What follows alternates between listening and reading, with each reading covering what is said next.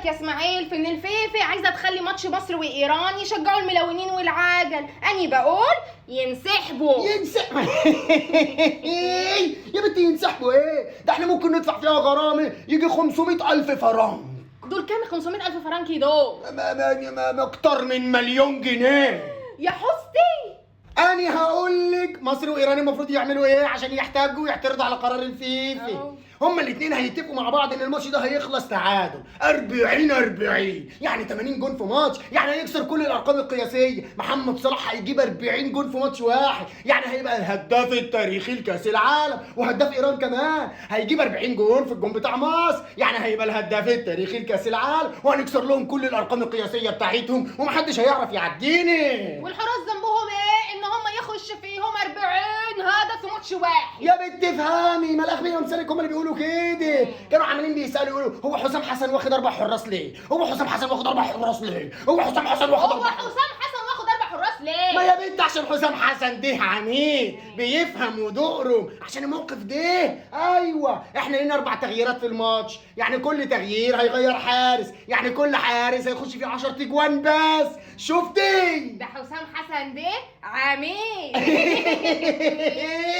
طب هنعمل ايه لما الكرة تروح عند العالم، عند الركن، هتعمل ايه لما تروح عند العالم؟ هقول لك، تخيلي معايا كده امام عاشور معاه الكوره وعند الرايات الركنيه، دخل عليه المدافع بتاع ايران الحاج صافي، دخل عليه حاج صافي. ايه راجل واسمه صافي؟ يا بنت افهمي، اصل ابوه ما كانش بيعيش له ولاد، فقال لك اما اسمي الواد على اسم بنتي يمكن يعيش. بعدين صافي ده كبر وراح يحج فبقى اسمه الحاج صافي.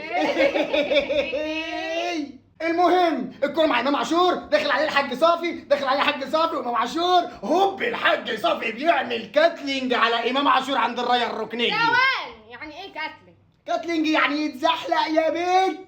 هوب دخل عليه عمل كاتلينج، قام كسر الرايه الركنيه. قال يعني من غير قصده حد هيقدر يقول له حاجه؟ لا. شفتي؟ ايوه. وزي ما ليني زي ما عليني، تخيلي كده معايا الوينج بتاع ايران اللي اسمه علي نعمان واقف عند الرايه الركنيه اللي عند الجون بتاعنا، هوب ياسر ابراهيم دخل عليه عمل كاتلينج. يعني ايه كاتلينج؟ يا بنت قلت لك يتزحلق.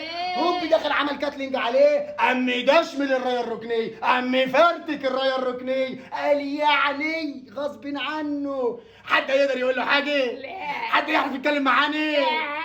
وطبعا زي ما لينا زي ما علينا، كل ما يغيروا الرايه هنعمل ايه؟ كاتلينج. يعني ايه كاتلينج؟ يعني زحلقه يا بنت. ايوه. وطبعا مفيش مانع ان احنا كل ما نعمل كاتلينج ونكسر لهم رايه، اللاعب وهو ماشي كده في خباثه يضحك ضحكه سمجه. ازاي؟ يعني كده. فاهمين؟ انت يا اللي بتفهم في كل حاجه، انت لازم يمسكوك حاجه كده زي المجلس المحلي ولا حاجه. ايه ده؟ حسام حسن بيتصل بيا. ايوه يا عميد. ايوه ياما، ايوه زي ما بقول لك كده، حسام حسن ما بيحطش التشكيل غير لما يسأله. جوزي